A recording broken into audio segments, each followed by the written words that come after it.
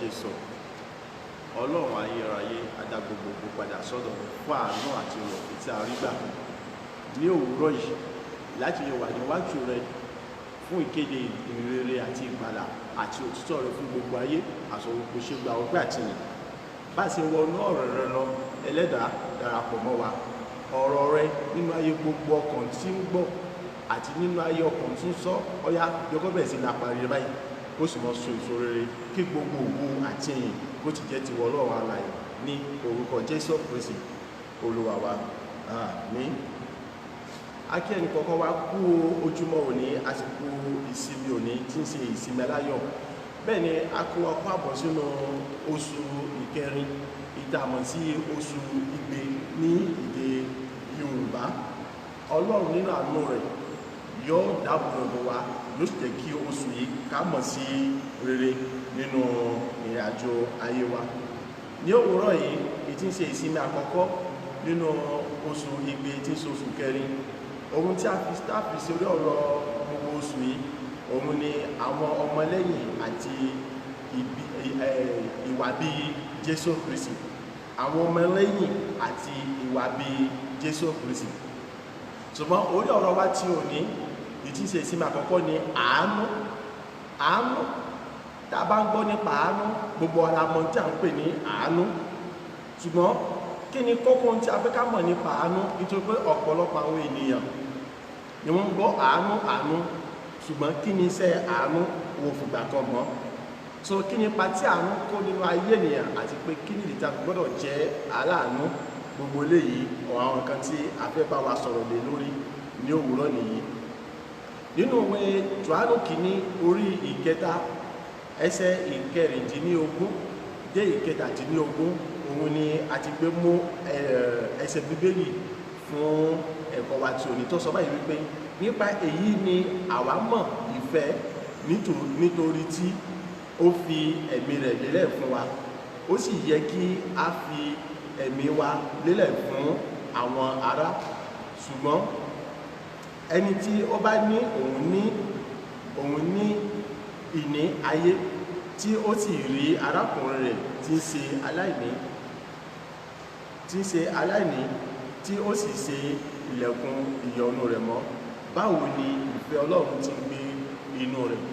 Tá a bá wo ẹsẹ̀ bíbélì àkọ́kọ́ ohun tí ń sọ fún wa ní wípé kí ni ẹni tí yóò ní àánú ó gbọ́dọ̀ jẹ́ ẹni tí ìfẹ́ Ọlọ́run gbé inú rẹ̀. Àánú tá a bá ń sọ nípa àánú kí fún wa ní àkàwé à ń sọ nípa wípé kíkópa nípa ẹ̀dùn ọkàn ọmọ ẹnìkejì. Tá a máa sọ nípa àánú à ń sọ nípa níní ìmọ̀ ìrílára irú nǹkan tí ọmọ ẹnìkejì lè mọ̀ là kọjá nígbà tí ó wà nínú ìṣòro kan. Tá a máa sọ nípa àánú à ń sọ fún wa nípa wípé kí a má jẹ́ ẹnìkan tó jẹ́ pé ọmọ ju títara rẹ̀ yẹn pé tó ń ro ti ọmọ ẹnìkejì mọ́ títí ẹ̀ ní gbogbo àkókò àti ní gbogbo ìrìn àjò ayé rẹ̀ àti òmíràn àti bẹ́ẹ̀ bẹ́ẹ̀ lọ. Kí ni ìdí abájọ? Ìdí abájọ ni wípé àwa gẹ́gẹ́ fúnra wa kò sí ìṣẹ́jú kan àti sẹ́kọ̀ndì kan tí Ọlọ́run kì í ro títí àwọn ènìyàn mọ́ títí. Ìjọba wa ni mú tọ́lọ̀ bá wá ro títí àwọn ènìyàn mọ́ títí ó ti fi hàn wípé àwa gẹ́gẹ́ bí ènìyàn tọ́lọ̀ dá ní àwòrán ara rẹ̀ a ní láti mọ ro tàwọn ọmọ ẹnìkejì wa mọ́ títí wa. Èyí ni a tó lè jẹ́ ẹni tí ó ní ìfẹ́ Ọlọ́run nínú rẹ̀ nítorí pé Ọlọ́run jẹ́ nìkan tí ọkọ̀ọ̀kọ̀ fẹ́ wa. So nínú èyí tábà gẹ́gẹ́ bí a ti sọ nínú orí ọ̀rọ̀ títòsù ó sọ wípé kìrìsẹ́nì àti ìwà bí Kristi Jésù. So láti ní ìwà bí Kristi Jésù àyè láti jẹ́ aláàánú àpẹẹrẹ tábà wo Jésù Kristi ní gbogbo ìrìn àjò rẹ̀ ní gbogbo ìgbà tó fi wà ní ayé ká tó wò nígbà tó tún gòkèrè ọ̀run tó sọ wípé òun tó ń padà bọ̀ nígbà ìkejì ìtí a ṣe ń wó láti mọ̀ wípé pẹ̀lú ẹ̀rí tó dájú ń padà bọ̀ láti wá kó àwa èèyàn fẹ́ lọ sílé. Kí ni gbogbo nǹkan tó ṣe? A rí pé àánú ló ṣe ní gbogbo ìrìn àjò rẹ̀ títí tó tún fi gòkèrè lọ sí ọ̀run títí dé orí igi àgbélébùú. Tá a bá kíyèsí gbogbo iṣẹ́ tí Jésù Kristi ṣe kò sí nǹkan méjì ju wípé kí ni àánú. Ó ṣàánú àwọn èèyàn ìdí tó fi wípé ó rí àwọn aláìsàn ó ṣe kí ni owó wọn sàn. Afọ́jú képe ó dáṣẹ́ dúró ó ṣe ìbéèrè pé kí ni fẹ́ olóhùn fẹ́ ríran ó sì fún ní ìwòsàn láì jẹ́ pé kí ó ríran lọ́gán. Arọ bẹ́ẹ̀ gẹ́gẹ́ àdìbí kó ṣe kí ni mú òun náà ní àdádá tó jẹ́ wípé apá tí ọ̀rọ̀ tọrọ tí ò sí dé pẹ̀lú èkejì ó sì sì dọ́gba pẹ̀lú ẹlẹ́ẹ̀kejì. Tábà tó rántí á rí wípé àánú nígbà ní Jésù náà tó ṣe nígbà tó pàdé obìnrin iye opó kan tí ó ń gbé ọmọ rẹ̀ lọ sí ibi tí ó ti gbé sí ìyẹn orí tẹ́. Kí ni tá a sọ? Àti pé Jésù rí àánú sì ṣe kí ni ó ṣe. Ibi tá àánú ṣe Jésù dé ó ní kí wọ́n dá dúró kí wọ́n sọ pósí yẹn kalẹ̀ wọ́n sọ pósí kalẹ̀. Jésù ti gbé ọmọ yẹn ó sì dìde padà ó sì fà lé ìyá rẹ̀ lọ́wọ́ tí wọ́n sì padà lọ sí ilé. Sọ kókó táwọn sọ fún wa ní wípé kí ni àwa gẹ́gẹ́ bí kìrìsìtẹ́nì àní láti jẹ́ nìkan tí ó jẹ́ni tí ó ní àánú tó sì ń ṣe àánú, nítorí pé a lè jẹ́ni tó ní àánú lóòótọ́ ṣùgbọ́n ká má jẹ́ni tí ó ń ṣàánú. Sọ ó sì pàtàkì fún wa láti jẹ́ni tí ó ní àánú tó sì ń ṣe àánú. Nígbà tá a bá ń ṣe yìí ìgbà yìí la tó ṣe ohun tí ó wu Ọlọ́run. Fífi àánú hàn, báwo la ṣe lè fi àánú hàn? Ọ̀nà tá a lè gbà fífi àánú hàn, ọ̀nà àkọ́kọ́ òun náà ni yíyàgò fún ṣíṣe ìdájọ́ láìsí ojú àánú, ìdájọ́ láìrí ẹ̀rí dájú. Àwọn kan bẹ jẹ́ pé wọ́n mọ́ ti gbọ́rọ̀ ni ẹ̀rí pé lọ́gán ó ti ṣe ìdájọ́ ẹni yẹn. Ẹlòmíì yóò gbọ́rọ̀ kò ní wádìí ọ̀rọ̀ yóò ti ṣe ìdájọ́ ẹni tí wọ́n ń sọ̀rọ̀ rẹ̀ fún. Ẹni tí ó láàánú nígbà mọ́ ṣe ẹni tí ó láàánú yóò kọ́ wádìí ṣé ẹni yìí tó ṣe yẹn kí nìdí tó fi ṣe bóò ló ṣe jẹ́ àti pé ọwọ́ wo ni a lè fi jẹ́ tó jẹ́ wípé kò fi ní jẹ́ ìpalára fún àbí wípé a fi lè pèsè àkéṣì tí òfin ṣe rẹ̀ mọ́ ní ìjọ mi. Sọ àyè láti jẹ́ nìkan tó yàgò fún ìdájọ́ lọ́pọ̀lọpọ̀. Sọ lẹ́yìn rẹ̀ má ṣe tẹ̀lé ìtọ́ni ti ẹ̀mí. Ẹni tí ó ní ẹni tó fẹ́ ní àánú nítòótọ́ gẹ́gẹ́ bí kìrìsìtẹ́nì tó fẹ́ ní àánú gẹ́gẹ́ bí Ọlọ́run ṣe ní àánú sí wa ọ̀pọ̀ jẹ́ni tí ó ń tẹ̀lé ìtọ́ni ti ẹ̀mí. Kí nìdí? Nígbà tá a bá ń tẹ̀lé ìtọ́ni ti ẹ̀mí ojoojúmọ́ láì wípé àánú ṣíṣe yọ́mọ jẹ́ òǹgbẹ lọ́kàn, yọ́mọ jẹ́ ohun tí yọ́mọ jẹ́ òǹgbẹ fún wa lọ́pọ̀lọpọ̀ láti mọ̀ rí wípé à ń ṣàánú àwọn mìíràn. Pàápàá jùlọ yóò jẹ́ kí a mọ ní ìtara nígbà tí a bá rí àwọn kan tí wọ́n wà nínú ìṣòro kan tí wọ́n dà sọ̀rọ̀ kọjá láti pé báwo ni a ṣe lè yọ àwọn wọ̀nyí kúrò nínú ìṣòro àti pé kí ni ìgbésẹ̀ tí ó yẹ ká gbé láti yọ wọn kúrò nínú ìṣòro.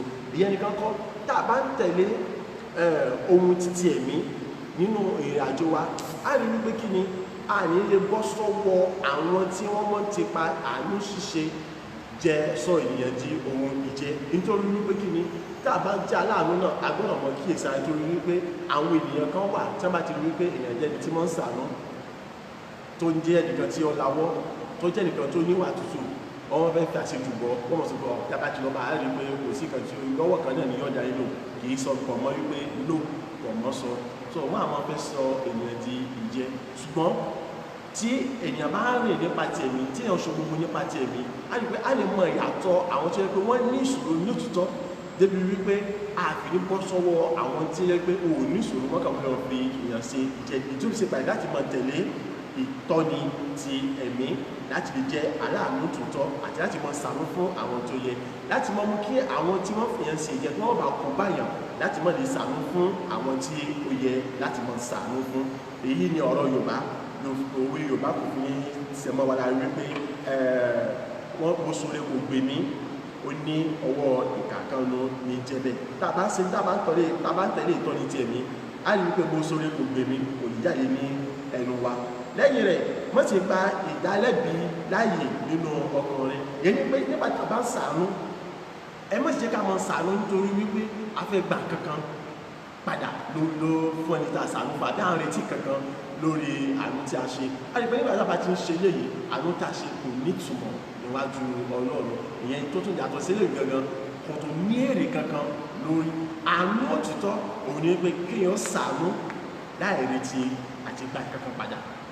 Gẹ́gẹ́ bí ọ̀rọ̀ kan tí wọ́n sọ wípé fúnni láì retí ohun kan padà látọ̀dọ̀ ẹni tí ó fi fúnni ṣùgbọ́n fífúnni fún ògo Ọlọ́run. A rí pé nígbà tá a bá ṣe léyìí ẹni tá a ṣe nǹkan tá a ṣàánú fún yálà ó dúpẹ́ àbí kò dúpẹ́ ọmọ àbí kò mọ̀ kò ní jẹ́ ìkankan lára wa ni wọ́n bá tí wọ́n ti pé àbá ti ṣe láì pé ká fi gba nìkan padà jẹ́ ọlọ́gbọ́n gẹ́gẹ́ bí oṣù jẹ́ agbọ́dọ̀ jẹ́ ọlọ́gbọ́n ṣùgbọ́n a lè jẹ́ ọlọ́gbọ́n nípa àánú ṣíṣe láti mọ́ bọ̀ sọ́wọ́ àwọn tí wọ́n fi hàn sí jẹ́ lájẹ́ pé àbá ń tẹ̀lé ìlànà títí ẹ̀mí so kálíbà ìjọ ọlọ́gbọ́n èyí tó fi ṣe pàtàkì fún ìbẹ̀jẹ̀ láti lè jẹni tó ń tẹ̀lé ìtọ́ni títí ẹ̀mí nípa àánú ṣíṣe láti pé nípa tàbá ṣe ṣe lè ojoojúmọ́ lámọ̀ dàgbà sí nínú ẹ̀mí ojoojúmọ́ lámọ̀ kò sí ní ọgbọ́n ojoojúmọ́ láti mọ̀ kò sí ní ìmọ̀ àánú ṣíṣe wa ló sì mọ̀ nítumọ̀ níwájú Ọlọ́run bẹ́ẹ̀ ni ló sì mọ̀ so èso rere má ṣe jẹ́ kí wọ́n yàn ọ́ má jẹ́ kí wọ́n yàn ọ́ jẹ ọ̀nà wo nípa fi yàn wá jẹ nípa àánú ṣíṣe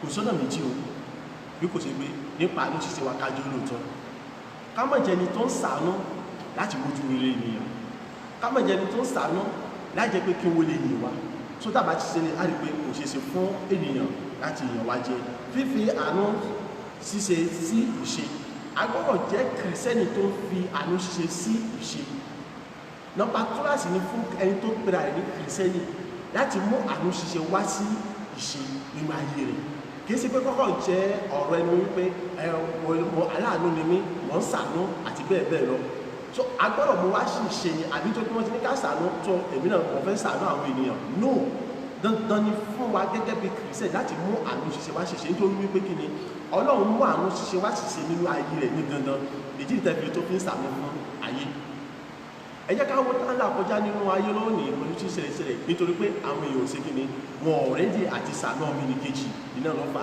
ìbámọ́ ṣe bẹ́ẹ̀ ni gbogbo tá à ń sọ ìkọ̀bà ti ṣẹlẹ̀ nítorí wípé kí ni àwọn tí wọ́n bẹ níwájú wọ́n ń ro ti tara wọn nìkan wọ́n fẹ́ mọ̀ pé ebi ń pẹ nìkan ìlú tí wọ́n ń lù ní wípé bámbá ni mo yó ìfẹ́ mọ̀ pé ebi ń pọ mẹ́ nìkan àwọn ti ní jíjẹ mímu nílé àwọn ọ̀sánwó lọ́wọ́ ọ̀sánwó mi so kò sí kan tọ́kàn wọn ìbájẹ́ pé wọ́n bá jẹ́ ẹni tó ṣàánú ni wọ́n mọ̀ ti pé àwọn kan bẹ́ẹ̀ tẹ́ pé sọ àti rí omi mu gangan wàhálà ni fún wọn so àwa gẹ́gẹ́ bí kìrìsẹ́nì ó yẹ kí ó yẹ wá wípé dandan ni fún wa láti mú bí ẹ̀ ti pè àánú ṣíṣe wá sí ìṣe wa èyí ni ó jẹ́ kí á jẹ́ni tí ó ń bìkítà fún àwọn mìíràn ní òtítọ́ àti lódodo èyí ni ó mú kí wàhálà ìdààmú ìfòòró kó dínkù nínú ayé nípa tá a bá ń ṣàánú àwọn ènìyàn à jẹ́ ẹni tí ó fa àwọn ènìyàn mìíràn lọ́wọ́ sókè láti ṣàlẹ̀ lọ sí òkè á rí i pé nípa àánú ṣíṣe ibẹ̀ ni ìdílé tí wọ́n ń gbòòrò ẹ̀kẹ́ fún iná àpẹẹrẹ kan gẹ́gẹ́ bí a ṣe lọ sí ìdánilóró tẹ́ bá wo àwọn kan tí wọ́n ẹni tó lówó nínú ẹnìkan lówó nínú ìdílé rẹ̀ wọ́n wá kọ̀ láti ran àwọn mìíràn lọ́wọ́ wọ́n fẹ́ jẹ́ olùwò nìkan lólówó ẹni pé tó bá dọjọ́ wájú tó bá ti ṣubú báyìí gbogbo ìdílé yẹn wọ́n ṣubú nìyẹn ṣùgbọ́n ẹni tó lówó nígbà tó rí pé òun lówó tọ̀nà sí fòun tó mú ẹnìkan nínú ìdílé ẹ̀ tó fà sókè tó mú ẹnìkejì nínú ìdílé tó fà sókè ẹni pé àwọn méjì tó ti fà sókè yẹn kò sí àní tàbí ṣùgbọ́n nítorí pọ́ ṣàánú fún wọn ìjọ wà nínú agbára tí wọ́n ní wípé àwọn náà gbọ́dọ̀ jẹ́ni tó tún ṣàánú fún àwọn mìíràn àwọn náà mú tó ṣe kíni wọ́n tún ṣàánú àwọn mìíràn láti fa àwọn mìíràn lọ́wọ́ sí òkè láti di ènìyàn ìjọba tó bá dàbí rẹ ní wípé kíni ẹ wá tó bá kíyèsí tẹ́nìkan nínú wọn bá fẹ́ ṣe fèrè tó bá fẹ́ ṣe kámikàmi nípa yé pé òun kò fẹ́ jẹ́ olùrànlọ́wọ́ fún àwọn mìíràn ẹni tí ó ti ṣe alákọ̀ọ́kọ́ yẹn yóò ní àǹfààní àti ẹnu láti lè sọ̀rọ̀ wípé gbádágbájá wọn náà gbọ́dọ̀ jẹ́ ẹni tí ó ń fa ẹlòmíràn lọ́wọ́ sókè ẹni ẹ yóò sì lè gbọ́ nítorí pé kíni afa òun náà ní ọwọ́ sókè ní á rí pé nípa ṣíṣe báyìí gbogbo ìdílé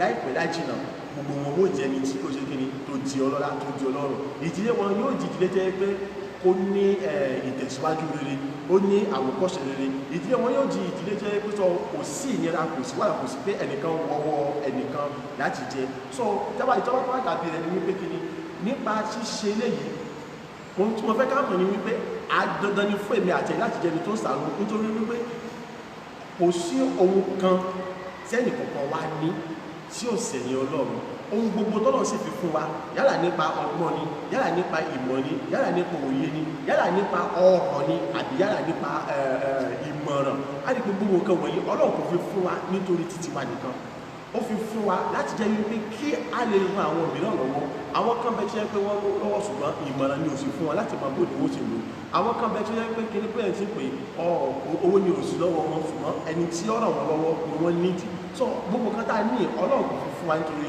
àwa nìkan ṣùgbọ́n nítorí àwọn mìíràn láti pé nígbà tá a bá ṣe lè ìgbà ìlà tó ṣe ohun tí ó gbọ́ Ọlọ́run ìgbà ìlà tó nífẹ̀ẹ́ nítòótọ́ gẹ́gẹ́ bí Ọlọ́run ṣe fẹ́ wa gẹ́gẹ́ bí ẹsẹ̀ Bíbélì ṣe sọ wípé ṣùgbọ́n ẹni tí ó bá pa ẹni tó bá ní ohun ìní ayé tí ó sì rí arákùnrin rẹ̀ tí ń ṣe aláìní tí ó sì ṣe ilẹ̀kùn ìyọnu rẹ̀ mọ́, báwo ni o ṣe ní ìfẹ́? O ní nǹkan tó lè fi rán ẹnìkejì lọ́wọ́, yálà ìmọ̀ràn, yálà nípa owó àbí yálà nípa ìtọ́nisọ́nà ọkàn láti ṣe. Bá sọ fún mi ọ̀nà ọlọ́gbà tó sọ pé ọ̀nà ọlọ́gbà sọ wípé o nífẹ̀ẹ́ gẹ́gẹ́ bí Ọlọ́run ṣe nífẹ̀ẹ́ ìwọ gẹ́gẹ́ ti kára rẹ̀, àti wípé kí ní àǹfààní ohun tí o ní láti fi rán ẹnìkejì lọ́wọ́ ṣùgbọ́n tọ̀kọ̀ láti lò bó ṣe bá ti bó ṣe yẹ. So èmi àti ẹ̀yin lónìí ọ̀rọ̀ ẹnì kọ̀ọ̀kan wa gẹ́gẹ́ bí kìrìsẹ́nì, gẹ́gẹ́ bẹ́ni tí Ọlọ́run dá ní àwòrán ara rẹ̀, ẹ jẹ́ ká jẹ́ ẹni tí ó ní àánú ọmọ ẹnìkejì, ẹ ká jẹ́ ẹni tí ó ń ṣàánú ọmọ ẹnìkejì, ẹ ká jẹ́ ẹni tí ó nífẹ̀ẹ́ ọmọ ẹnìkejì gẹ́gẹ́ bí Ọlọ́run ṣe fẹ́ wa. A rí pé nípa ṣíṣe báyìí ògo ayé wa yóò mọ̀ búyọ ní ọ̀tun, ìdàgbàsókè yóò mọ̀ bá ayé gbogbo wa ní ọ̀tun, ìdàgbàsókè àti àlàáfíà yóò sì mọ́ gbilẹ̀ ní igun mẹ́rẹ̀ẹ̀rin àgbáyé ayé, èyí tí ń sọ fún wa wípé èmi àti ẹ̀yin ní ẹni tó lè gba ayé là, èmi àti ẹ̀yin lẹni tí ó lè mú kí àwọn èèyàn kí wọ́n kò lókùnkùn wá sínú ìmọ́lẹ̀, èmi àti ẹ̀yin lẹni tí ó lè jẹ́ kí àwọn èèyàn kí wọ́n jẹ́ ẹni tí ọmọ jẹ́wọ́ Jésù Kristi ní Olúwa àti Olùgbàlà wọn nípasẹ̀ nífẹ̀ẹ́ wọn àti sísàánú ọmọ ẹnìkejì. Ẹ̀kọ́ wa ti tòní kò ní ju ìbáyìí lọ.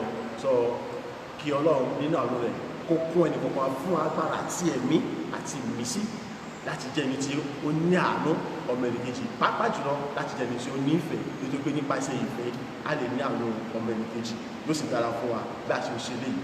Bàbá, ọmọ ẹ̀mí mímọ́, ní orúkọ ti Jésù Kristi aṣọ ìlú ṣe bàbá gba ọpẹ́ àti ìyìn. Èyí fún ẹ̀kọ́ tuntun ní bàbá gba ọpẹ́ àti ìyìn. Bẹ́ẹ̀ kọ́ náà ṣe jáde nípa oore ọ̀fẹ́ àtàánú rẹ̀, ọ̀yá jẹ́ kó lápa rere nínú ayé ẹnì kọ̀ọ̀kan. Bẹ́ẹ̀ ni kọ̀ọ̀kan wá ṣe gbọ́ ẹ̀kọ́ tuntun ní agbára àti okun àti ẹ̀mí láti ní ìfẹ́ tòótọ́ àti láti ní àwọn ọmọ ẹnìkejì nínú ayé rẹ̀. Olúwa gbé wọ ẹnì kọ̀ọ̀kan wa kí ògo sì mọ jẹ́ tìrẹ títí láé àwọn ṣùgbọ́n èèyàn àgbà àdúrà ní orúkọ Jésù Kristi Olúwa wa. Àmín, àmín, àmín ní orúkọ Jésù. Bàbá, lẹ́ẹ̀kan sí Agbẹ́yìnká àsopẹ́ iṣẹ́ fún ìmọ́lẹ̀ dáradára ti ọjọ́ òní, àdúpẹ́ fún ìsinmi àkọ́kọ́ nínú oṣù kẹrin tí ń ṣe oṣù àjíǹde ẹgbẹ́ ọpẹ́ wa. A lọ nínú ilé ẹ̀kọ́ ọjọ́ ìsinmi wa, ẹ̀yin la fẹ́ ró ẹgbà ìjọba, ẹgbà ìṣàkóso gbogbo ní ìparí ká lè fi fún Jésù Olúwa wa. Àmín. Akẹ́ni kankan wa pé a kú oṣù tuntun, a sì fún àbójúbà oṣù kẹrin tí ń ṣe oṣù àjíǹde. Mo gbàdúrà pé gbogbo tó ti dòkú nínú ayé ẹnìkọ̀ọ̀kan wa, nínú ilé ẹnìkọ̀ọ̀kan wa, agbára Ọlọ́run yóò jìnnà sí. Láì gbára wa ní àkókò, orí ọ̀rọ̀ wa ti òní tí ń ṣe ìsinmi àkọ́kọ́ ní ìránṣẹ́ Ọlọ́run olótìtọ́. Ní abẹ́ orí ọ̀rọ̀ yìí, a ní kókó méjì. Kókó àkọ́kọ́, ìránṣẹ́ náà àti iṣẹ́ ìránṣẹ́ rẹ̀ di mímọ̀. Kókó ẹ̀kejì, ìlérí Ọlọ́run fún ìránṣẹ́ náà. Nínú orí ọ̀rọ̀ yìí, ẹsẹ̀ Bíbélì wa tí a rí ní àwòrán ẹni, ó wà nínú ìwé Àìsáyà orí 42 ẹsẹ̀ 1-10. Àwọn ẹ̀kọ́ tí a rí dìmú nínú àwọn kókó yìí náà ni pé Ọlọ́run ti pè wá, ó sì yàn wá fún ìdí kan pàtó. Tá a bá sọ pé Ọlọ́run ti pè wá, ó sì yàn wá fún ìdí kan pàtó, ó túmọ̀ sí pé gbogbo wa gẹ́gẹ́ bí ọmọlẹ́yìn Kristi, Ọlọ́run ti fi iṣẹ́, ó ti gbé iṣẹ́ kan àbí òmíràn lé ẹnì kọ̀ọ̀kan wa lọ́wọ́. Ó ti pè ó sì ti yàn wá gẹ́gẹ́ bí ọmọlẹ́yìn rẹ̀ láti ṣiṣẹ́ nínú ọgbà ìjọra rẹ̀. Àwa náà gbọ́dọ̀ ṣetán fún ìpè rẹ̀. Èkejì sọ fún wa wípé àwọn Kìrìsìtẹ́nì gbọ́dọ̀ ṣiṣẹ́ kárakára láti mú iṣẹ́ ìránṣẹ́ wa nílé ayé ṣe. Nígbà tí Jésù wá sí ayé, a sọ fún wa pé gbogbo ohun tó wá láti ṣe, a sọ fún wa pé ó mú ṣe. A sọ fún wa pé Jésù gan ó tún ṣiṣẹ́ dé ojú ikú. Nítorí náà àwọn náà gẹ́gẹ́ bí onígbàgbọ́, àwọn náà gẹ́gẹ́ bí ọmọlẹ́yìn Kristi, a gbọ́dọ̀ ṣiṣẹ́ gẹ́gẹ́ bí ọmọlẹ́yìn Kristi kí àyànmọ́ wa nílé ayé kó lè wá sí ìmúṣẹ.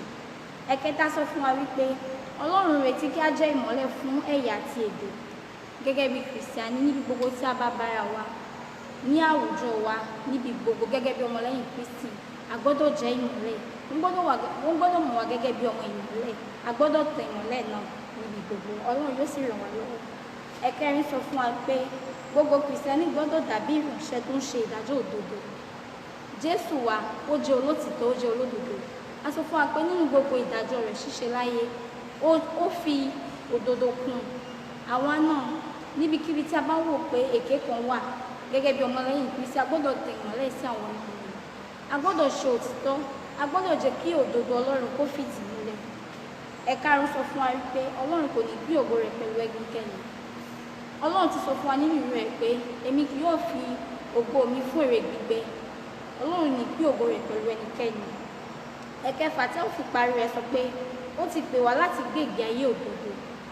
Àti rán wa létí ojoojúmọ́ làwọn ń gbọ́ àwọn ìròyìn, ojoojúmọ́ làwọn ń gbọ́ àwọn ìpèníjà yìí. Ọlọ́run pe ẹnìkọ̀ọ̀kan wa láti gbé ìgbé ayé òdodo. Ó pè wá ẹnìkọ̀ọ̀kan a gbọ́dọ̀ gbé ìgbé ayé ọ̀tun nítorí pé oṣù tí a wà yìí ó jẹ́ oṣù àjíǹde. Gbogbo ẹ̀ṣẹ̀ tó wà nínú ayé wa a gbọ́dọ̀ sín pẹ̀lú Kristi, a gbọ́dọ̀ gbé ìgbé ayé ọ̀tun. Ẹ̀mí láti ṣe àwọn ohun wọ̀nyí Olúwa yóò sì gbé wọn. Láì fi àkókò ṣòfò á lọ nínú ẹsẹ̀ láti rántí wa ní Àìsáyà orí 42 ẹsẹ̀ 1. Ó ní wo ìránṣẹ́ mi ẹni tí mo gbèrò, àyànfẹ́ mi ẹni tí inú mi dùn sí. Mo ti fi ẹ̀mí mi fún un, òun ó mú ìdájọ́ wá fún àwọn kèfèrí. Mo gbàdúrà pé àwọn ọ̀rọ̀ yìí tí a gbọ́ ní àárọ̀ yìí yóò èso rere nínú ayé wa. Bàbá ayìn ní agbẹ́yìnga sọpẹ́ ṣe fún ọ̀rọ̀ náà tó ti jáde. Àdúrà pé yóò èso rere níbi gbogbo.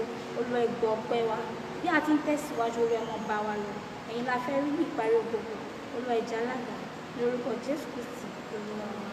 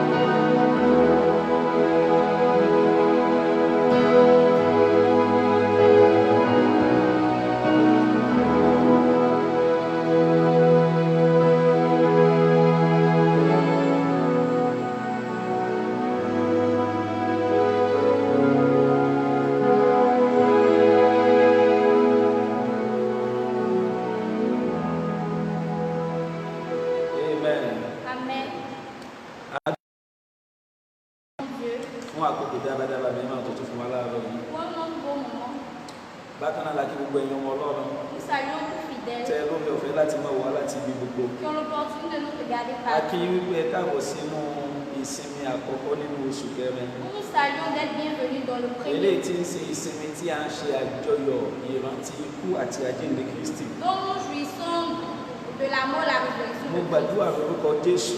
Prie au nom de Jésus. Ohunkóhun tó ti dòkú Tout ce qui est mort nínú ayé ẹnì kọ̀ọ̀kan dans la vie de chacun, nínú oṣù àjíǹde yìí, dans ce mois de Olúwa yóò résurrection, jí wọn dìde. Jésus les ressuscite. Ẹ jẹ́ ká tẹ́ bí ọkàn wa bá. Il faut incliner nos Bí a cœurs. ti ń lọ láti lọ gbọ́ ọ̀rọ̀ Dès Ọlọ́run. que nous allons écouter la parole, Ọlọ́run ayérayé, le Dieu éternel, a gbé orúkọ yín ga. nous t'élèvons, A sọ wípé ẹ ṣé nous te disons merci fún oore ọ̀fẹ́ ìsinmi àkọ́kọ́ pour l'opportunité du premier nínú dimanche oṣù kẹrin du 4e mois ọdún 2020. de l'année A 2020. dá ògo àti ọlá padà sọ́dọ̀ Nous yín te rendons toute la gloire nítorí pé tiyín ni ògo, parce que c'est à la propre tiyín capacité, ni ọlá, la gloire, la tiyín ni louange agbára. et la A puissance. dúpẹ́ fún àkókò mìíràn Nous te disons merci pour notre láti pín ọ̀rọ̀ opportunité yín, de partager ta parole, olùsọ ọ̀rọ̀ náà celui qui va dire àti àwọn olùgbọ́ ọ̀rọ̀ náà. et ceux qui vont entendre. Olúwa ẹ kún wa fún ọgbọ́n, Remplis-nous de connaissances, etí ìgbọ́ une cervelle àti àyà ìgbàsí. et un bon cœur de Olúwa ẹ fi servant. fún wa Seigneur, donne-nous agbára la láti mú ọ̀rọ̀ náà wá sí ìṣe. de pratiquer cette parole. Olúwa ẹ gbé wọ̀ wá Donne-nous-la. ní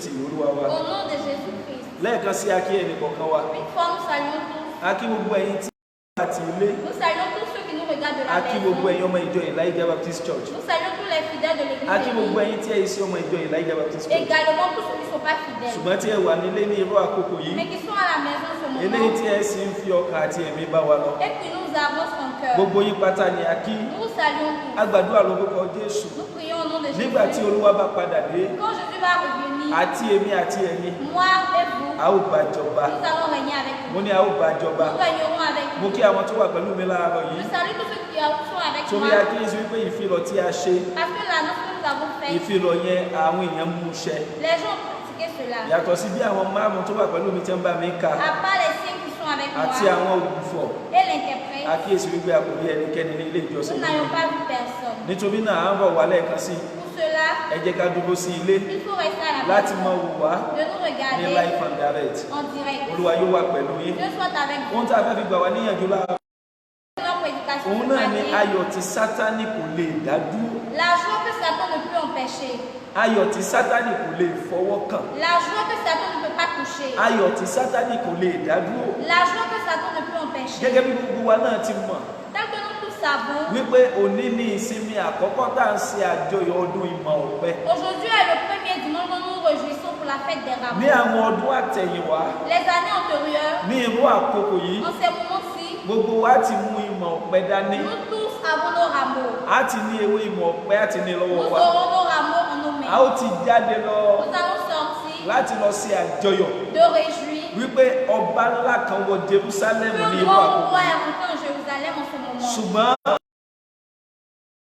À cause de ces événements, a kíyèsí wípé ọ̀pọ̀lọpọ̀ wa ilé la wà báyìí. nous avons constaté que beaucoup sont à la Ìdí maison. nìyẹn tí Ọlọ́run fi mí sí mi tó fi fún mi ní orí ọ̀rọ̀ yìí. C'est pourquoi Dieu m'a donné ce thème. Wípé bí a tilẹ̀ wà ní ilé, Tel que nous sommes à la maison, bí a tilẹ̀ wà nínú ìpòrúurú ọkàn, tel que nous sommes troublés, bí a tilẹ̀ wà nínú ọgbẹ́ tel que nous sommes dans des pẹ̀lú douleurs, ìṣẹ̀lẹ̀ tó dé bá gbogbo ayé lọ́wọ́lọ́wọ́. avec l'événement qui touche tout le monde, Ọlọ́run ní kí n sọ fún ọ pé Dieu me charge de ọkàn tó dàbí ẹni wípé ó wà nínú ìpòrúurú lọ́wọ́lọ́wọ́. pour tous les cœurs qui sont troublés, Gbogbo ọkàn tó dàbí ẹni pé ó wà nínú ìbànújẹ́ lọ́wọ́lọ́wọ́. pour tous les cœurs qui sont dans des douleurs, Ọlọ́run yóò fi ayọ̀ la ayé yín. la joie. Mo ní Ọlọ́run yóò fi ayọ̀ la ayé yín Dieu kọjá. traverse la joie avec votre vie. Láti ìgbà tí Sátánì ti gbọ́ pé Jésù bọ̀ wá sí ayé, Depuis Satan a entendu que Jésus venait dans le monde, iná ni ìdààmú ọkàn ti bá a. il a commencé à être troublé Torí pé ó mọ ẹni tí Jésù ń ṣe, parce qu'il sait qui est, ẹni tí Jésù ń ṣe il sait qui est Jésus. láti ìgbà Depuis tó ti gbọ́ qu'il a entendu wípé ta ni ó lọ fún wa, qui ira pour nous, ta ni àwa yóò mọ̀ nous allons voir qui láti lọ gba ayé. de sauver le monde. Láti ìgbà náà ni ìdààmú ti bá Sátánì. Depuis lors, il a commencé à être troublé. Ìwé ìfihàn ti ẹ̀jẹ̀ kó di mímọ̀ fún wa. Apocalypse pouvait nous dire Àwọn ìṣẹ̀lẹ̀ tó ti ẹ̀rọ mọ́ ìbí Jésù. les événements qui se relatent à la Nínú ìwé naissance de ìfihàn Jésus. orí ìkejìlá, Dans Apocalypse 12, Bíbélì sọ wípé àmì ńlá signe par sì kíyèsí et voici dragoni pupa ńlá kan Un grand dragon tí ó ní orí méje àti ìwò mẹ́wàá ayant 7 têtes et 10 cornes. àti adé méje ní orí rẹ̀. Une 7 têtes, 7 Bíbélì sọ diadèmes. wípé dragoni náà wá dúró níwájú obìnrin. On dit ce dragon se mit devant cette femme. Obìnrin yìí Màríà ni Cette femme était Marie. ọmọ tó bí Jésù Kristi ni. L'enfant qui devait naître Náà c'était ó Jésus. dúró wípé bí obìnrin yìí bá bímọ kóun lè pa ọmọ náà Il jẹ. dit il était là pour qu'il tuait l'enfant. Ṣùgbọ́n Sátánì eléyìí tá a mọ̀ sí dragoni yìí Mais Satan, qu'on connaissait, kò rí ọmọ náà pàjẹ́. il n'a pas pu tuer cet enfant. Bíbélì sọ wípé inú wa bí Il était en colère. inú bí Il était en colère. ó fẹ́ pa obìnrin yẹn. Il voulait tuer cette Ṣùgbọ́n femme. ilẹ̀ rẹ obìnrin yẹn lọ́wọ́. Mais la terre a Omi arrêté. tó tú jáde lẹ́nu rẹ̀. L'eau qui est sortie de sa Bíbélì bouche. wípé ilẹ̀ ńlá ni ó fún omi yẹn mu. La terre a bu cette eau. Náà kí ni mo mú jáde ní ìlà Ce rẹ̀? que je voulais faire sortir, Òun náà que ní pé láti ìgbà tí Jésù ti wọnú ayé gan depuis Jésus est venu dans le monde, tàbí ṣáájú kó tó wọnú ayé ou bien avant sa ní naissance, ìdààmú tí ń bá Sátánì. le Satan avait que des améthyses. Mo kéde rẹ̀ lórúkọ Olúwa. Je proclame au nom de Dieu, Ìdààmú yóò bá Sátánì lórí ọ̀rọ̀ ayé les rẹ̀. améthyses trouveront Satan sur ta vie. Ìdààmú yóò bá Sátánì lórí ọ̀rọ̀ ayé Les rẹ̀. améthyses trouveront Satan sur ta vie. Ó tún wá wọnú ayé wa Il est entré dans le monde. nígbà tó tún gbà wẹ̀ Dès que quand il jeûnait, 40 ọjọ́ àti 40 ọ̀sán 40 jours et nuits ní aginjù. au désert, Bíbélì ni àti ọwọ́ ẹ̀mí darí rẹ̀ sí ìjù. on dit les temps envoyés par le Nínú Saint-Esprit ìwé au Mátì désert. orí ìkẹrin ẹsẹ̀ kìíní sí ẹsẹ̀ kọkànlá. Dans Matthieu 4, verset 1, Sátánì tún dé. Satan est Ó venu. ní ọkùnrin yìí ni Il dit c'est ce ẹni tí mi ò rí gbà nígbà tó wà léwe. celui que j'ai pas pu tuer Bóyá dans màá la tiẹ̀ jeunesse. tún rí gbé ṣubú. Peut-être que je vais lui faire Ṣùgbọ́n tomber. Jésù tún borí ẹ̀. Mais Jésus encore, Mo kéde rẹ̀. je proclame, Bí Jésù bá lè borí Sátánì tel que Jésus a pu surmonter nínú Satan ìdánwò dans tó gba ayé lọ́wọ́lọ́wọ́. les événements qui se Gbogbo passent ẹ̀yin ọmọ actuellement. Ọlọ́run tẹ́ ń gbọ́ mi ní Tous àkókò les yìí. fidèles qui m'écoutent en A ce ó moment, borí ìdánwò nous náà. allons surmonter ces Mo ní a épreuves. ó borí ìdánwò Nous náà. allons surmonter ces Mo wí épreuves. lórúkọ Olúwa Je dis au nom de wípé Dieu, ìdánwò tó gba ayé lọ́wọ́lọ́wọ́. les épreuves qui touchent tout le Mo monde kéde actuellement, rẹ̀ lórúkọ je Jésù Kristi. proclame au nom de Jésus, Wípé àti èmi àti ẹ̀yin moi et vous, a ó borí ìdánwò nous allons náà. les surmonter. A ó borí ìdánwò Nous náà. allons surmonter Ẹ ces má épreuves. gbàgbé orí ọ̀rọ̀ tá a gbé yẹ̀wò. N'oubliez pas le thème que nous Ayọ̀ tí examinons. Sátánì kò lè dá dúró. La joie que Satan ne peut Ẹ wo empêcher. lótìtọ́ la wà nílé. C'est vrai, nous sommes à la maison. Lótìtọ́ ló dàbí ẹni wípé àjọyọ̀ àjíǹde ti ọdún yìí kò dàbí. C'est vrai que la joie des rameaux n'est pas ici. Lótìtọ́ ló dàbí ẹni wípé àjọyọ̀ ọdún ìmọ̀ ọ̀pẹ ti ọdún yìí kò dàbí. C'est que la joie de cette année n'est pas ici. Ó ṣeé ṣe ní ìsinmi tó pọ̀ gan kó tún ní ìwé tí kéde ìsísílẹ̀ church. Il se pourrait que le dimanche prochain, on Ṣùgbọ́n ẹ má de jẹ́ kó l'église. bà yín nínú jẹ́. Mais ne soyez pas en Ẹ malheur. má jẹ́ kó bà yín lọ́kàn jẹ́. Ne soyez pas en malheur. Parce que Dieu connaît tout. Yóò sì mú ohun gbogbo ṣẹ ní àkókò Et il rẹ̀. va accomplir toutes ces choses. Nínú ìwé Matthew Dans Matthieu, orí ìkọkànléníogún chapitre 21, níbẹ̀ láti fẹ́ gbà wá níyànjú nous láàárọ̀ allons yìí. nous exhorter ici. Ìṣẹ̀lẹ̀ kan ṣẹlẹ̀ ní yìí. Fut un événement. Ìṣẹ̀lẹ̀ tó sì ṣẹlẹ̀. Cet événement, Ìṣẹ̀lẹ̀ àjọyọ̀ ni. c'est un événement de Nínú ìwé réjouissance. Matthew orí ogún Dans Matthieu ni 20, Jésù ti ń ṣàlàyé Jésus a commencé à fún àwọn expliquer ọmọ ẹ̀yìn rẹ̀ à ses disciples wípé que òun múra il s'apprêtait láti lọ sí Jerúsálẹ́mù de rentrer à Jérusalem, níbi tí a ó ti jẹ òun níyà, là où il sera níbi tí crucifié, a ó ti kan òun mọ́gi. là où il sera crucifié. Nígbà tó bá di ọjọ́ kẹta Et le troisième òun jour, ó sì jíǹde. il ressuscitera. Àwọn ọmọ ẹ̀yìn rẹ̀ ọkàn wọn gbọgbẹ́. Ses fidèles, ses disciples étaient Nígbà tí troublés. ọ̀gá wọn sọ gbólóhùn yìí, Quand le chef a abandonné, nígbà tí aládarí wọn sọ gbólóhùn quand yìí, le dirigeant a dit wípé cela, òun gbọ́dọ̀ kú il devait mourir. nítorí ohun tó ń wá ṣe láyé Parce ni. qu'il a voulu faire quelque Ní chose. chapter 21 Au verset 21, au chapitre au 21 chapitre 21, ìwé Matthew Matthieu, Jésù wá sọ wípé ó yá ẹ lọ sí ìletò tó wà lẹ́gbẹ̀ẹ́. allez-y dans la ville qui est Ẹ ó proche. rí kẹ́tẹ́kẹ́tẹ́ kan Vous verrez un agneau àti ọmọ kẹ́tẹ́kẹ́tẹ́ kan. et un petit Bí agneau. ẹnikẹ́ni bá bí yín léèrè pé Si quiconque vous demande que, ta lọ́mọ yín sẹ́nà, qui vous envoyez, ẹni Olúwa ní fi ṣe. dites que Dieu a donné. Ìjẹ́jẹ́ mọ̀ wípé Vous savez que nígbà tí àwọn ọmọ ẹ̀yìn níbẹ̀ quand les disciples sont tí arrivés, wọ́n rí kẹ́tẹ́kẹ́tẹ́ yẹn quand ils ont vu cet àti agneau ọmọ kẹ́tẹ́kẹ́tẹ́ et le petit tí agneau, wọ́n tú qui l'ont wọ́n ní défait, kí ni ṣe yìí? vous savez quoi?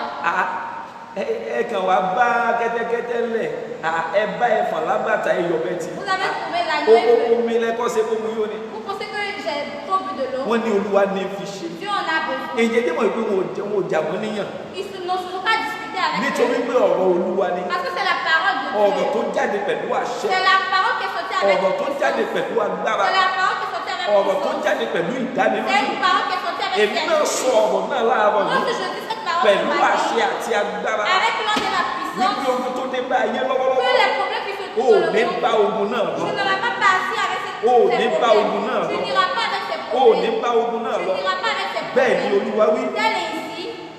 Ìjẹ́jẹ́ mọ̀ wípé Vous savez ní que irú àkókò tí Jésù ni wọ́n lọ mú ọmọ kẹ́tẹ́kẹ́tẹ́ yìí wá. au moment où Jésus a dit d'aller défaire l'agneau, Tó gun kẹ́tẹ́kẹ́tẹ́ wọ Jerúsálẹ́mù. qu'il est monté sur ce tâne, Tí àwọn ènìyàn ń pariwo Hòsánà. et les autres criaient Hosanna Hòsánà fún ẹni tó bọ̀ wá à celui qui vient ní orúkọ Olúwa. au nom de Dieu. Ìjẹ́jẹ́ mọ̀ pé Vous savez que, ìjẹ́jẹ́ mọ̀ pé est-ce que vous savez, ní àkókò yẹn en ce moment-là, ọkàn Jésù gan ọkàn rẹ̀ gbogbo ẹ̀.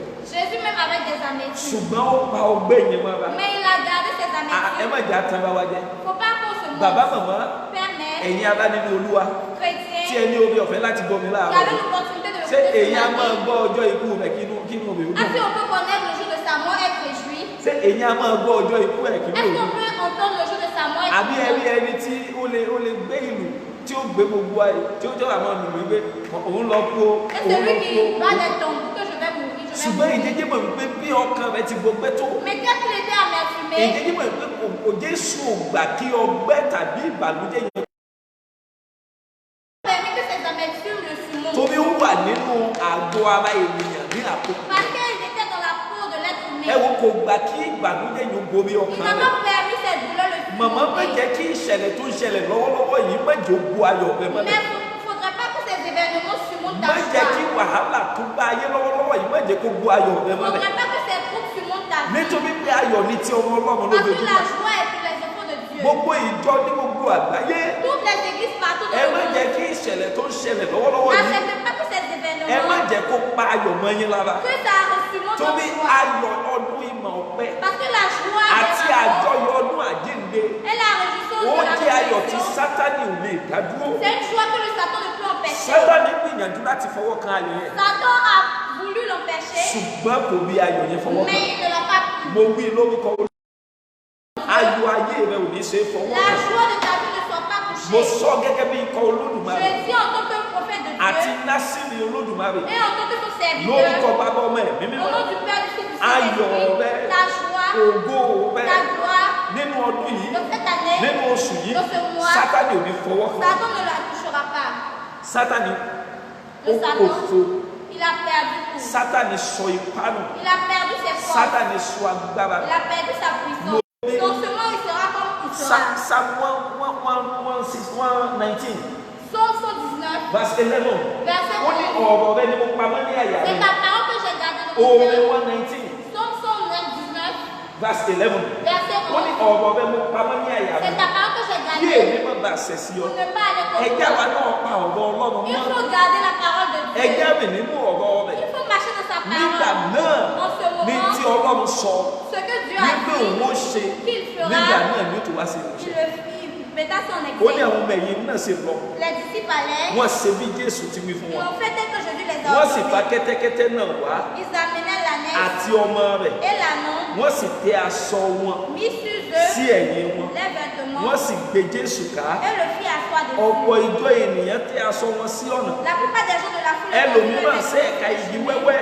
d'autres coupaient les Wọ́n sì branches wọ́n fọ́n wọn sí ọ̀nà. et enjonchaient la roue. Wọ́n fún àwọn ẹ̀ka igi yẹn sọ́nà. On enjonchait la roue. Ìjọ ènìyàn sì ń lọ níwájú. Ceux qui précédaient, Ìjọ ènìyàn tó ń lọ níwájú ceux qui précédaient, àti àwọn tó ń tọ̀ ọ́ et lẹ́yìn. ceux qui suivaient, Wọ́n ń kígbe wípé criaient, Hòsánà, Hosanna, Hòsánà, Hosanna, Hòsánà Hosanna, fún ọmọ Dáfídì. au fils de David. Olùbùkún Béni ni ẹni tí ń pọ̀ wá soit celui qui ní vient orúkọ Olúwa. au nom du Seigneur. Hòsánà lókè ọ̀rọ̀. Hosanna dans les Hòsánà cieux. lókè ọ̀rọ̀. Hosanna dans les Jálẹ̀ cieux. ọdún yìí, Jusqu'à la fin àwa de náà cette année. kọrin Hòsánà. Nous allons prier des Jálẹ̀ chants de ọdún yìí, Hosanna à la fin de cette àwa année. náà kọrin Hallelujah. Nous allons prier des chants Jálẹ̀ d'Alléluia ọdún yìí, à la fin de àwa cette náà année. kọrin ìṣẹ́gun. Nous aussi ferons des Mo ní chants a de ó victoire. kọrin ìṣẹ́gun. Nous entendrons des Gẹ́gẹ́ chants bí de ọmọ victoire. Ọlọ́run, En tant qu'enfants de gẹ́gẹ́ bí Dieu, àyànfẹ́ Ọlọ́run, en tant que fidèles àwa de náà Dieu, kọrin nous ìṣẹ́gun. entendrons des chants de Kìkì pé victoire. Si seulement ẹja que pa ìlànà rẹ̀ mọ́. il faut respecter ses principes. Kìkì pé Seulement que ẹja tẹ̀lé àṣẹ il rẹ̀. faut suivre ses Kìkì principes. pé Seulement que ẹja rìn ní ọ̀nà il rẹ̀. faut marcher dans ses Níbi tó ní voies. káwọn ọmọ ẹ̀yìn ó lọ, Où il envoie tí ses wọ́n ti disciples. gba kẹ́tẹ́kẹ́tẹ́, Ils vont trouver la ibẹ̀ neige. làwọn ọmọ ẹ̀yìn lọ. C'est là qu'ils sont allés. Ẹjẹ́ wa náà ó rìn nínú àṣẹ Nous rẹ̀. aussi faut marcher dans ses Ẹjẹ́ wa náà ó principes. pa àṣẹ rẹ̀ mọ́. Il faut garder ses Jésù ò principes. gbà, Jésus n'a pas kò gba permis. ìbànújẹ́ N'a pas permis les tó wà ní malheurs àyíká rẹ̀.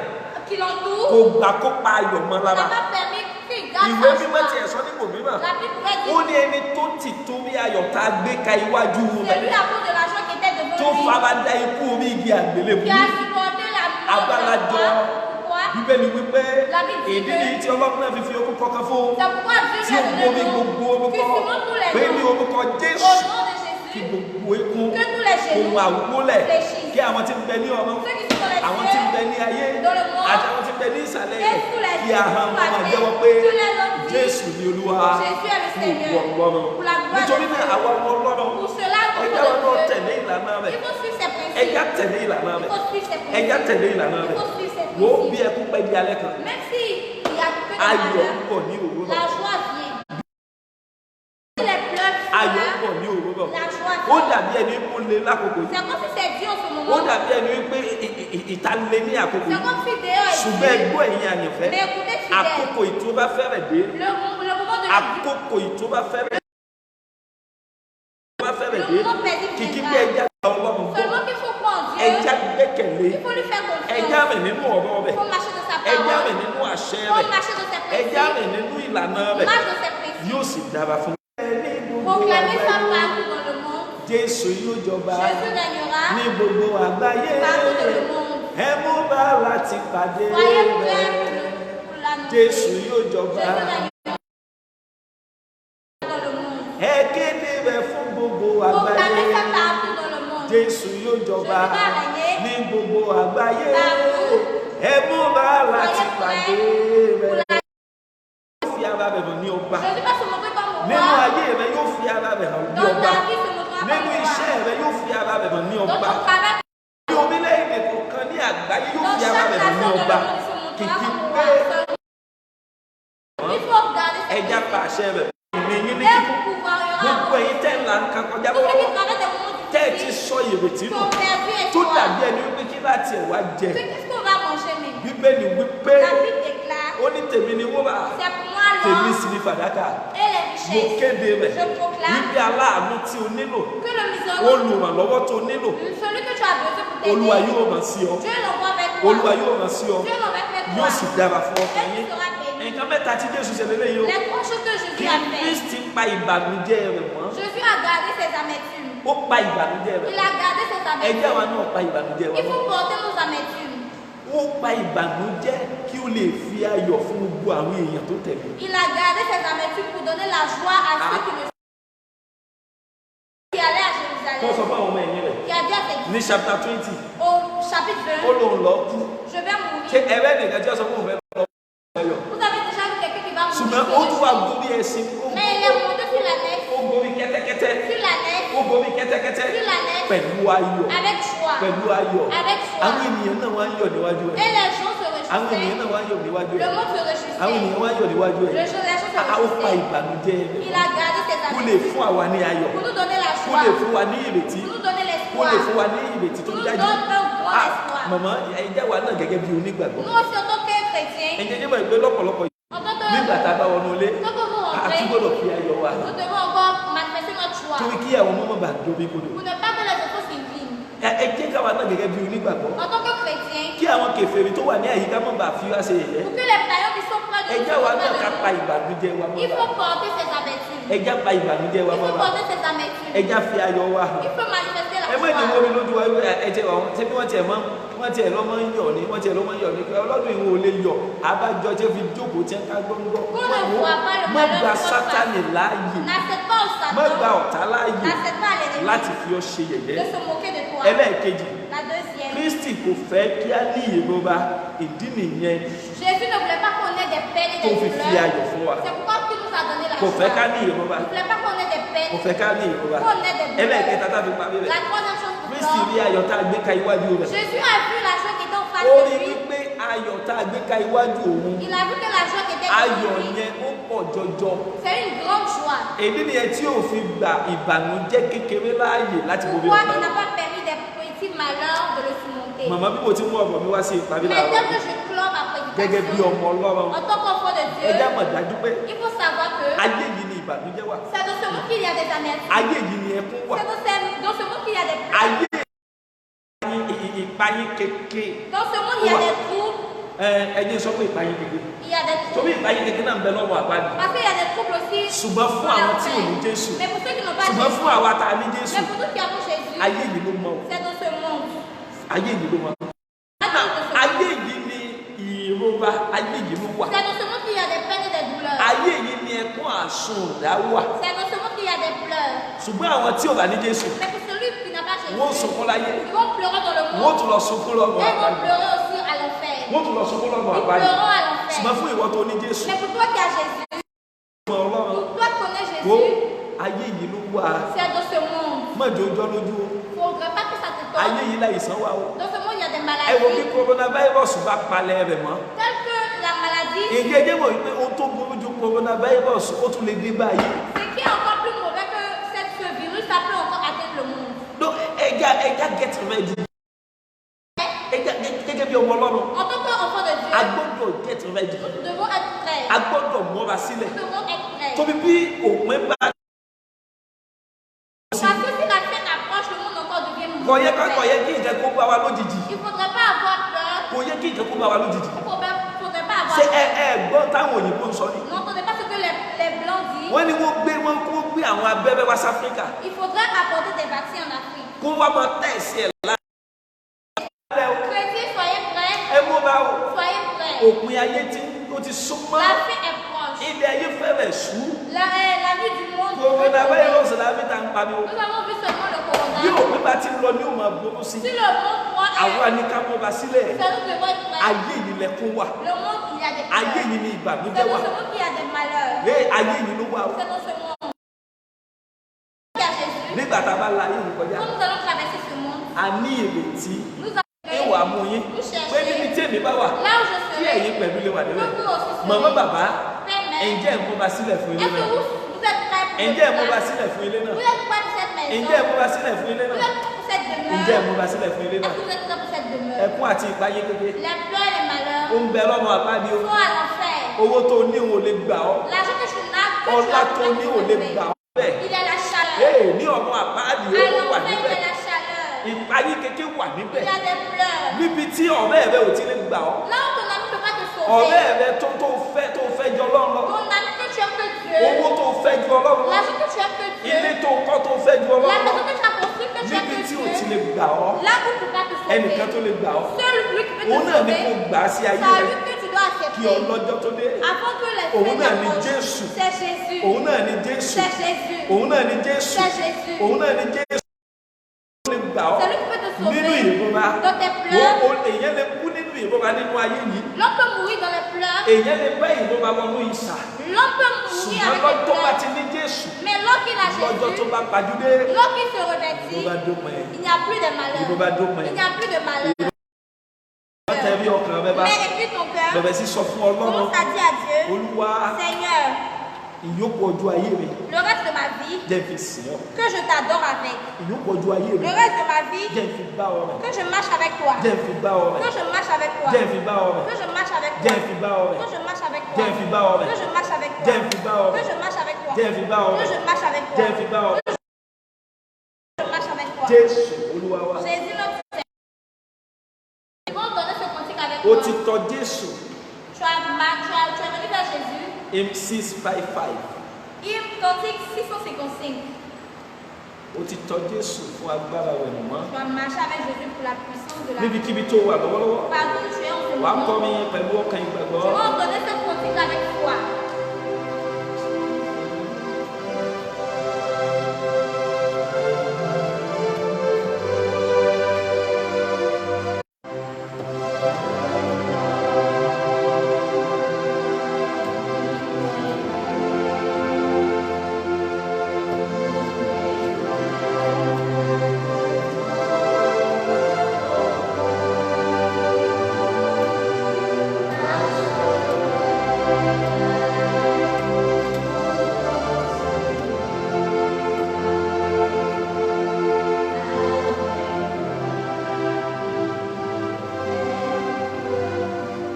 Ó ń bá olùgbàlà rìn lójoojúmọ́. Bàbá mi lójoojúmọ́. Àwẹ̀ lọ nínú ẹ̀jẹ̀ ọ̀gá tán. Ó sinmi lé ẹni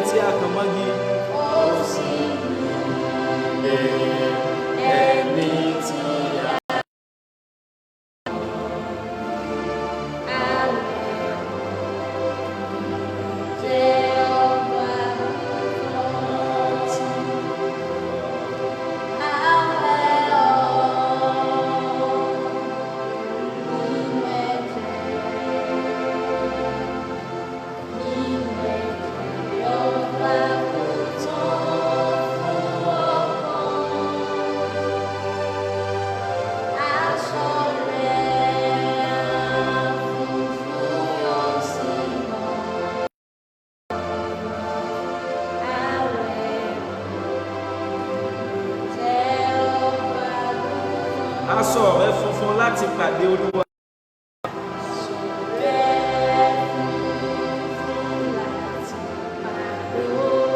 Ó mọ́ láó nínú ẹ̀jẹ̀ ọ̀dọ́ àgùntàn.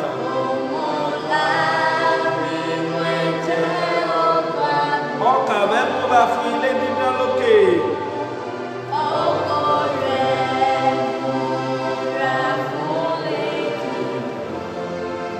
Awẹ́ ọ̀ nínú ẹ̀jẹ̀ ọ̀dọ́ àgùntàn.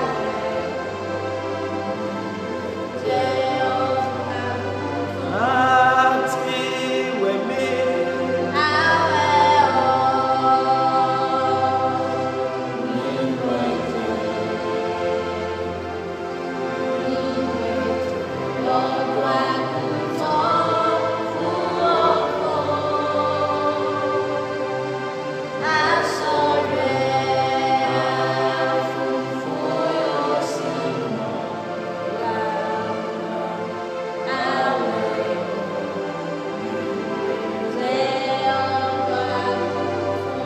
Ọlọ́run ayérayé, Dieu éternel, a gbé orúkọ yín ga. nous élevons ton nom. Ọlọ́run ìbẹ̀rẹ̀ àti òpin. Le Dieu du commencement et de la fin. A dúpẹ́ o Nous te disons fún merci ìbápàdé pẹ̀lú rẹ lónìí. pour ta croisade. A dúpẹ́ fún gbogbo àwọn kan tó ń wò wá Nous láti disons bí. merci pour tout le cœur qui peut pas Nítorí ó nous bá ayé ẹnìkọ̀ọ̀kan wá Parce que padà. tu vas rencontrer le cœur de chacun. Nítorí ó yí ọkàn wa padà Parce que tu vas changer notre kúrò cœur nínú ẹ̀ṣẹ̀ dans tous les péchés, láti bá ọmọ ní àkọ́tún. de marcher avec toi. Nítorí ó tún fi ara rẹ hàn fún wa Quand láti tu sìn. dois te manifester avec nous. Nígbà tó bá sì padà dé, Et à ton kí retour, àwa kálẹ̀ ní oore ọ̀fẹ́ que nous ayons láti l'opportunité bá ọ jọba. de régner avec Olúwa toi. ògo ni fún orúkọ rẹ. Seigneur, gloire à Dieu à ton Olúwa nom. bùkún ọ̀rọ̀ rẹ. Bénis ta parole. Bùkún gbogbo ọkàn tó gbọ́. Bénis tous les cœurs qui Bùkún ont ọkàn tó entendu. sọ ọ̀rọ̀ náà. Père, bénis tout Ní le cœur de celui qui a orúkọ prêché. Jésù Kristi Olúwa wa. Au nom de Jésus-Christ, notre Seigneur. Àmín. Amen. Lẹ́ẹ̀kan sí akí ẹnì kọ̀ọ̀kan wa. Une fois, nous saluons tous. Akí gbogbo ẹ̀yin tẹ́ wò wá láti ibi gbogbo. Nous saluons tous ceux qui nous regardent partout. A gbàdúrà lórúkọ Jésù. Nous prions au nom de Jésus. Ayọ̀ tẹ́ ẹ fi bẹ̀rẹ̀ oṣù yìí. La joie dont tu as commencé ce mois, Ayọ̀ náà lẹ́ ó fi làájá. on finira avec cette joie. Yóò sì dára fún wa. Et nous sommes bénis. Èyí ni àwọn ìfilọ̀ tí a ní Telles sont les annonces. ní ọjọ́ Wednesday, Le mercredi, ọjọ́ mercredi, aago 6 ìrọ̀lẹ́ à 18h, sí aago 7 alẹ́. à 19h, Wákàtí kan ìpàdé àdúrà. 1 heure. Ẹ máa wò wá bẹ́ẹ̀ tí wò wá láàárọ̀ yìí. Nous allons regarder tel que nous avons regardé.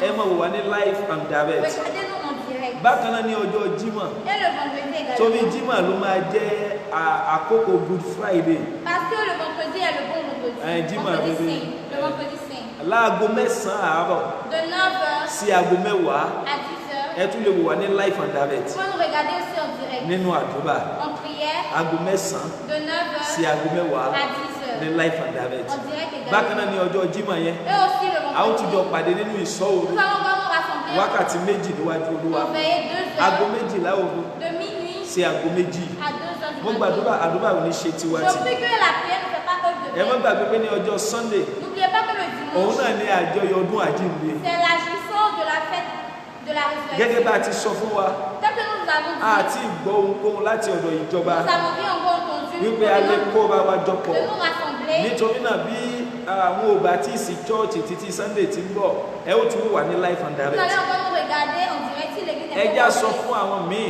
Dites aux proches, kí a sọ fún wọn nípa péèjì ìjọ Elijah Baptist Church. parlez-leur concernant notre page. de Àwa tí a l'église jẹ́ ọmọ baptiste. ìjọ Vous qui êtes fidèles, ẹja share rẹ̀ il faut partager. ẹja cela. share rẹ̀ Il faut les ẹja fi partager. tó wọn létí. Il faut leur dire. Bákan náà fún gbogbo àwa tó dàbí ẹni wípé a fẹ́ láti wo àwọn ìsìn wa tá à ń ṣe tàbí eléyìí tá a ti ṣe kọjá. Pour ceux qui veulent regarder nos cultes d'auparavant, A maintenant, lè rí wò lórí YouTube. on peut les regarder sur YouTube. A ti create YouTube. Nous avons créé Tẹ́ ẹ bá ti lọ sórí internet www.youtube.com sur le site indiqué, ẹ type Elijah Baptist Church. tapez l'église Ẹ rí Élisabeth. gbogbo àwọn ìsìn Vous allez voir tous nos cultes eléyìí tá a ti ṣe kọjá tẹ́lẹ̀. d'auparavant. Ẹ lè máa wò ó, Vous pouvez les ẹ lè máa regarder. share rẹ̀. Vous pouvez les partager. Yóò dára fún wa. Vous êtes bénis. Olúwa yóò wà pẹ̀lú Dieu yín. soit avec vous. Ẹ ò ní fi ẹkún sí ọdún àjíǹde. Vous n'allez pas pleurer à cette Ẹ part. kò ní fi ìbànújẹ́ sí ọdún àjíǹde. Avec des amertumes, vous ne Ẹ ò ní pleurez pas fi cette wàhálà part. sí ọdún Vous àjíǹde. ne pleurez pas pour Ọdún cette part. àjíǹde táwọn wò níwájú. Cette fête de Pâques qui est devant Ẹ̀yin ni nous. mò ń bá wí. Je parle de vous. Kò ní bá yín ní hospital. Ne va pas vous trouver à Kò ní bá l'hôpital. yín lọ́gbà Ne ẹ̀wọ̀n. vous trouvera pas en prison. kò ní bá yín ní Ne ibojì vous fiez pas au tombeau. bẹ́ẹ̀ ni Olúwa wí Tel est ici. yóò dára fún ọkàn Vous yín êtes bénis. ẹ kú ìsinmi òní Bon dimanche. ìsinmi ayọ̀ la ó máa ṣe Nous allons faire de mo bons kí gbogbo dimanches. ẹ̀yin tí ẹ wá láti ràn mí lọ́wọ́ láàárọ̀ yìí Je dis merci à tous ceux qui sont torí venus. iṣẹ́ ìránṣẹ́ ò lè dá ṣe Parce que je ne peux pas le faire seul. mo kí evangelist Ajíbóyè Je Francis salue l'évangéliste. mo kí olùfọ̀ mi Je dis merci à mon omidan interprète Josephine Akande indiqué. mo kí àwọn tí Ọlọ́run lò nínú ètò ìgbé ayé ọmọlẹ́yìn pẹ̀lú Je dis merci à celui bákan náà mo qui kí nous a ẹ̀yin tí ẹ̀ ń précédés. ká wa Je dis merci à celui qui ọkàn yín yóò balẹ̀ Votre cœur est bí ẹ bá restauré. pe ẹnìkan Si vous appelez une personne, ẹgbẹ̀rún ènìyàn ó máa dá des yín lóhùn milliers vont vous répondre. ọkàn yín yóò balẹ̀ Votre cœur est ẹ restauré. ṣé Merci. ẹ kú ìsinmi òní Bon dimanche. ẹ̀mí wa yóò sì ọ̀pọ̀ rẹ̀ Nous verrons le God bless you all Vous êtes bénis. thank you Merci. bye.